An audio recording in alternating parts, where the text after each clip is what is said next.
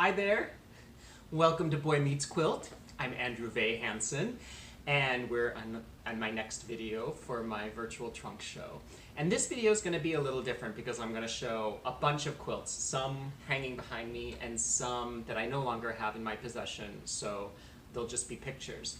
But I wanted to put these into a group because they're all related in that they're all mini quilts, for one thing, and then they're also almost all of them are improv pieced, and this kind of goes towards my journey of how I got into improv piecing, which I really love to do now, and how it kind of progressed. So I thought that would be cool. So the first quilt I want to show you is actually a photo, and that is called Verdant Promises. This was a mini quilt that I made for the first small quilt challenge I participated in at the Brooklyn Quilters Guild. And the theme was my favorite color. And so my favorite color is green, and I wanted, instead of making an entirely green quilt, I just wanted green to be like the focus of the quilt. So I decided, and because I'm from Ohio, I love the Ohio Star Block. I mean, not the Ohio Star Block, I don't know the history of it. It might not have started in Ohio, I don't know.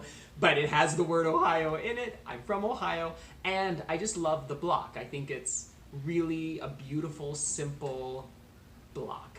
I was also really starting to get into my free motion quilting, so the idea in my head was to make a quilt of Ohio Star blocks where most of the quilt would be neutral background so that I could just fill it with free motion quilting. Now, what you can't really see in this quilt, even when you look at it in person, is that this quilt is actually made up of 9 Ohio Star blocks, 8 of which are white on white Ohio Star blocks, and then the middle one, the 9th block, is a green Ohio Star with a white background. And I did that just to have something secret in the quilt that you really were never going to see and might not even be aware of ever, even if you looked at it really closely. But another good reason with my free motion quilting, another good reason to do that was that the blocks of the white on white Ohio Star blocks allowed me to look at some alternate patterns that I could use, some alternate spaces that I could use to help guide my free motion quilting. So I was able to break up the quilt into different sections based on the patterns created by those Ohio Star blocks. So I called this quilt Verdant Promises because I was making this back in like January or February, so it was winter, it was cold, there was snow on the ground, and I liked this idea of a blanket of snow where the green grass, the crocuses, things are just starting to poke through the snow, which means spring is on its way. And so that's what this quilt represents. And so the next mini quilt I made is called Metamorphission. And again, I no longer possess this quilt, but I have this photo.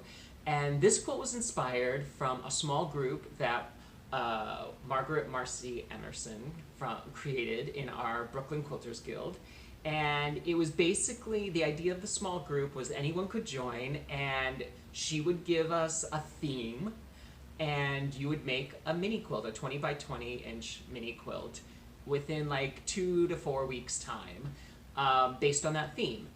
And so this first theme was broken squares. And I had previously done a quilt that you saw with my sampler with that circle of geese block, that foundation paper piecing block. And I had been thinking about the different ways to put that block together, and I thought it would be cool to highlight that kind of almost a starburst pattern that happens in the middle, which you can see in the lower corner here, where you have the circle of flying geese, but then the red almost starburst. And so that kind of inspired me to think about breaking up a block or a square, and as it explodes, it turns into something new. And so I started off with this, just a simple square, and then the other two panels progress into this explosion, which was completely improv pieced. And then I did the foundation paper piecing Circle of Geese pattern. And I really like how it turned out. I think it has a very like comic book quality to it. It has these 4 panels. They tell a story if you look at them, you know, top to bottom. And so I really love how this turned out. So then, along with this small quilt group, we met one more time before it got kind of disbanded, and the theme for that was portrait. And I'd never done a quilt portrait before, and there are a whole lot of different ways to do quilt portraits. And so I had kind of had this vision in my head that I was going to do a very small pixelated quilt portrait of my mother's high school senior photo. And I worked it all out. I printed it out and like put it into a grid, marked out a grid, and I started working on it. I bought the black and white fabric. I started working on it, and it just wasn't working, mostly due to my lack of knowledge of how to do these pixelated quilts that I think are so cool that I see on Instagram. And I got frustrated, and I just put it away. And then I was like, what if I just try some improv curves and just try to create kind of more of an abstract version of the quilt, which I tried. And it also turned out disastrously. And so then I just kind of put it away. I was frustrated, I put it away. I didn't want to think about it. But one thing I was thinking about were the eyes. And I thought, oh, it might be fun to just experiment with making some eyes using improv piecing techniques. And so I started with the smallest hexagon template that I have. And I used that for the eyeball, and then I started improv piecing the eyelid and then the eyebrow, and I came up with 2 really cool looking eyes. And then I was like, okay, maybe I can improv piece the whole thing, but I'm just gonna not even think about using my mom's high school picture. And so I want to assure you, this is what it turned out to be. This is not at all based on my mom's high school photo, except maybe a little bit of the flip of the hair. Okay, so let's take a closer look at Night Mother. Here's the full quilt. And we'll just take a closer look at how the piecing and the quilting works together. So here we have the face. So for the eyes, I just quilted the pupils within the iris. So this iris was initially a hexagon, a small hexagon, that I improv pieced the eyelids and the eyebrow around, and knowing that I would eventually just fill in the pupil with thread. So I didn't bother making a tiny little pupil out of fabric. And so I did that with both eyes. I really love how the eyes turned out. The nose, I don't love so much. It's very skeletal, which kind of works with the overall theme, but it didn't quite work as far as I was trying to do some shading and with the different fabric colors, and it's not great. And the lips could use some work as well. But I do love this really pointed chin. I think that's fun. And these really pointed cheekbones. And then the hair, you can see with the quilting, I did almost a wood grain free motion quilting style to represent the strands of hair. And as you can see with the background fabric, the piecing includes, I just did a lot of improv piecing with background fabric as well. And I intentionally wanted the pattern of the background to be working against each other throughout the quilt, going in different directions and looking a little broken. Because broken is kind of how this quilt can be described a little bit. And so that is Night Mother. The next improv quilt, mini quilt that I did is also behind me here. And this one I call We've Only Got One, Folks. And this was another small quilt challenge from the Brooklyn Quilters Guild. And it was based on a quote by John F. Kennedy, which is, it is our task in our time and in our generation to hand down undiminished to those who come after us, as was handed down to us by those who went before, the natural wealth and beauty which is ours. So a really beautiful quote. It was his push for the national park system to continue, creating national parks and preserving land, and so that was the quote, and we could make a 20 by 20 inch quilt based on that. However, we envisioned that quote. A lot of beautiful quilts were made from this, and so what I decided to do, I was starting to work on inset circles at this point, and so whenever I'm working on a technique and then inspiration to make a quilt comes up, I try to incorporate that technique into the quilt. So I have 4 inset circles, and so just to let people know who might not understand, there are different ways to incorporate circles into your quilts, and probably the most common way is by applique, where you create a circle yourself already just out of fabric, and then you just put it on top of your quilt backing and stitch it on top, and that's an applique circle, and that creates generally pretty perfect circles. But you can also make what are called inset circles, which are pieced circles, and so you basically create this entire background with the circle cut out, and then you have a circle of whatever else of the other fabric, and you sew it together along the seams like you would sew the seams of any other pieces that you make in a quilt. It's a little tricky, but once you get the hang of it, it's actually great, and because I'm not a big fan of applique, I really like that there's a way to create circles in your quilts by piecing.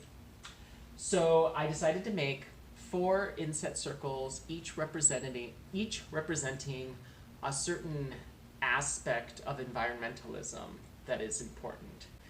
And so this top left inset circle represents air quality. This next one represents earth and plants, plant life. This bottom left-hand circle represents water quality. And then this last circle represents endangered species and animal life. So let's take a closer look at this quilt called We've Only Got One, Folks.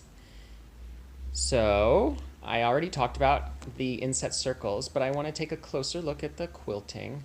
So for this, I quilted a quilting motif within each of the circles themselves. So the air has a kind of wind type quilting motif throughout it.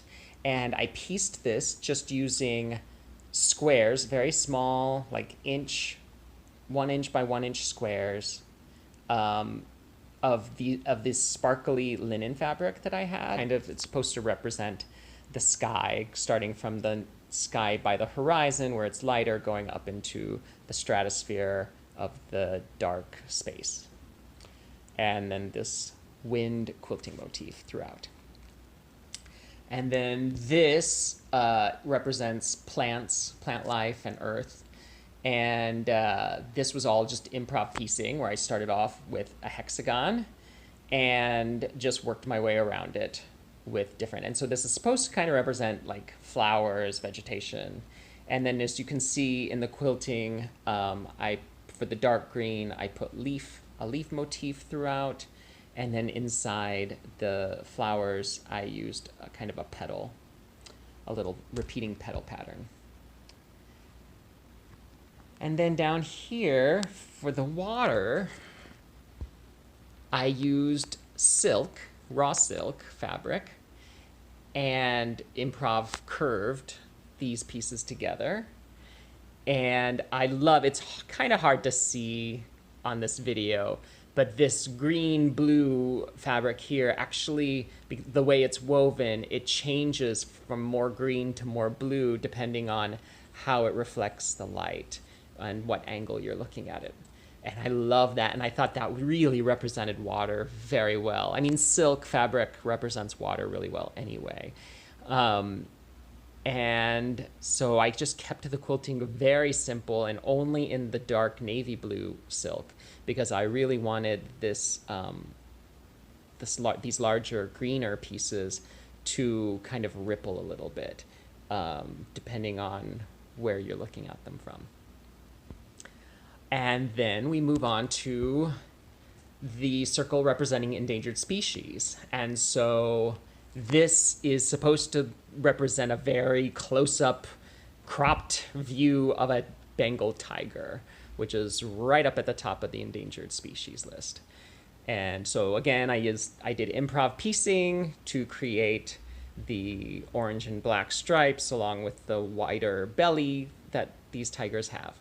The other thing I want to point out with my improv or my free motion quilting is that for the rest of the background of the quilt, I free motion quilted words and phrases around each circle, and the words and phrases are specific to that circle's symbolism. So, for instance, around the animal, I just took animals that are on the endangered species list and wrote their names around the entire circle. And I used variegated thread, so the thread sometimes blends completely into the background fabric and then sometimes stands out. So I didn't really necessarily want people standing here trying to figure out what the words and phrases were. I just wanted those to kind of be hidden in the quilt, throughout the quilt. And then for my next quilt, another challenge quilt, another mini quilt, but this quilt is also not in my possession right now. And so this quilt was part of the 2020 President's Quilt Challenge, mini quilt challenge. And these are 36 by 36 inch quilts. And the theme is around a quilt by Dr. Maya Angelou. And the quote is, "Try to be a rainbow in someone's cloud." A beautiful quote, has a lot of layers and depths of meaning. And so that was basically the challenge, was the quote. And then we asked all of the people participating in the challenge to incorporate at least 6 of the 7 colors of the rainbow somehow in the quilt, so that the colors would bring all of these quilts together somehow, along with the idea of the quote.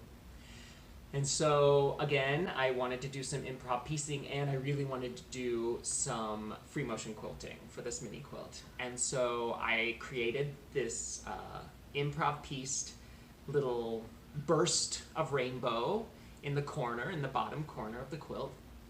And then spreading out from each of those color stripes, I used a free motion quilting motif for each of those to kind of have colors bursting forth on this gray background representing the cloud. So it's like the rainbow bursting in front of the cloud and covering it with flowers and hearts and leaves and ribbons and all these things that should be happy and joyful. And I call this Spectrogasmic Therapy. My last mini quilt that I want to show is this one right here. I just completed it a few months ago. And this was also for a small quilt challenge. And that small quilt challenge, the theme is My Stars. And all it is a 20 by 20 inch quilt with stars incorporated somehow.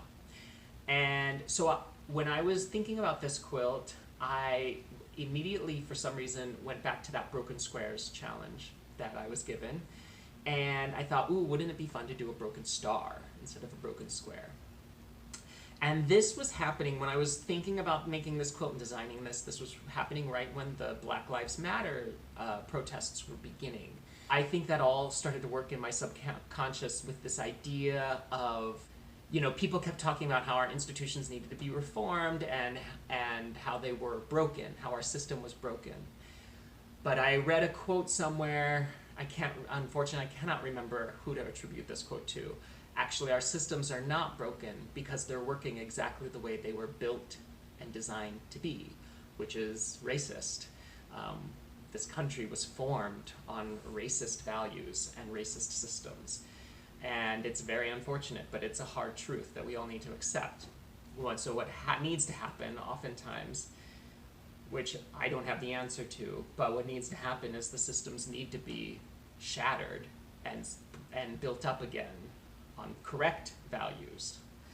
And so that's kind of a very big idea, somewhat represented by this little quilt. And I'm not sure I actually, when I started making the quilt, I'm not sure I had that idea as the driving force behind the quilt. I really think it was just because of what we were experiencing at the time and when I was making it, that's kind of how it all came out.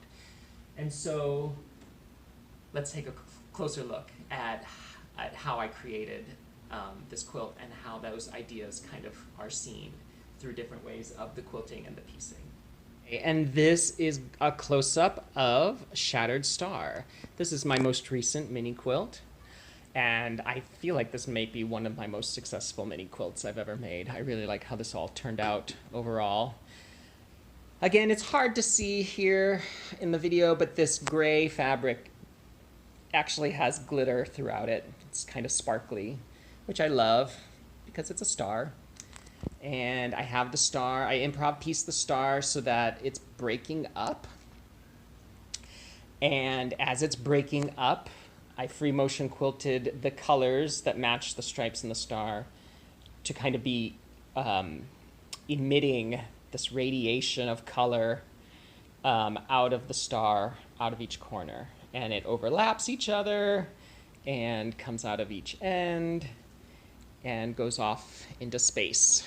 And then because this was all improv pieced, the background is also all improv pieced. And then also because I had very limited amounts of this dark gray fabric, I ended up having to improv piece even the sections that had nothing to do with the actual star. And then again, this is kind of how, you know, you work with what you have. And then also I feel like your subconscious, when you're working on something creative, your subconscious really starts to take over, because I hadn't thought about the idea of the whole thing being a shattered star. It's almost like this star is hanging in the sky, and then a big hammer just shatters the star as well as the sky around it. And so I decided to use silver thread to stitch in the ditch along every seam of this background fabric where I improv pieced it together. And that to me represents the idea that this star is shattered, but something is behind and going to come out as something new, and hopefully something better and more beautiful. And so those are a parade of mini quilts that I've made over the years, most of which are improv pieced, the only exception I think being Verdant Promises with the Ohio stars. But I really love making mini quilts, and I really suggest, especially for people who are beginner quilters, a mini quilt is a great way to experiment with techniques, both with piecing, applique, as well as with quilting techniques, whether you're working with a walking foot, with straight line quilting, or free motion quilting. Mini quilts are really fast and easy ways to create beautiful pieces of art without putting a whole lot of financial commitment to it, as well as time and energy commitment to it. And then they turn out to be really cool. And you can give these away as gifts. People can hang them on their walls, or you can create them, if you don't want to make them into actual quilts, you can create them into bags or pillows, whatever suits your purpose. And it's a great way to work on your skills, as well as having an idea. You might have an idea, an artistic idea, a creative idea, and you want to realize it in some way, but you're not quite ready to make it into a full-sized quilt. So I hope you enjoyed this episode of my virtual trunk show, and please be sure to subscribe so you don't miss the upcoming videos. I've got a few more with my remaining quilts, although there are only a few more quilts left for the trunk show at this point. And so thanks so much for watching, and happy crafting, happy making, and I'll see you next time.